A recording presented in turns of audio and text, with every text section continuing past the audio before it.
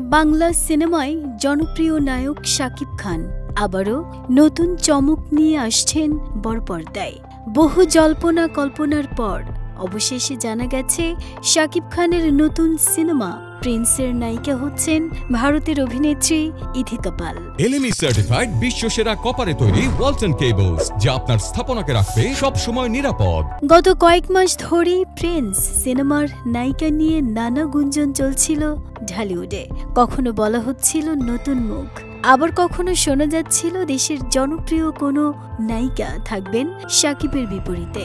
তবে সব জল্পনা কাটিয়ে অবশেষে ইথিকা পালের নামই চূড়ান্ত করেছে প্রযোজনা সংস্থা।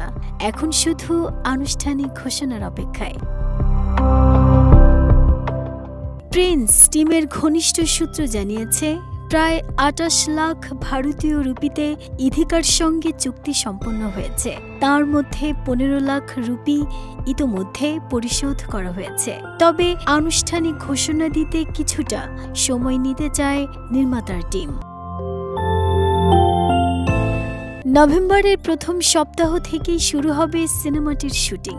রাজধানী ঢাকাসহ দেশ ও দেশের বাইরে ধারণ করা হবে দৃশ্যধারণ। ছবির গল্পে থাকছে ভালোবাসা, অ্যাকশন আর পারিবারিক টানাপোড়েনের ছোঁয়া।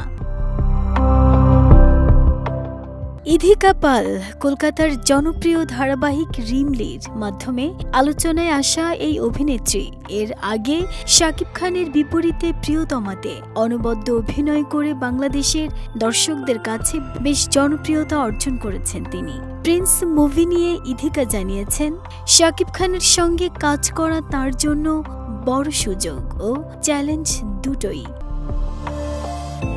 নাহিদা স্মৃতি, দেশ রূপান্তর।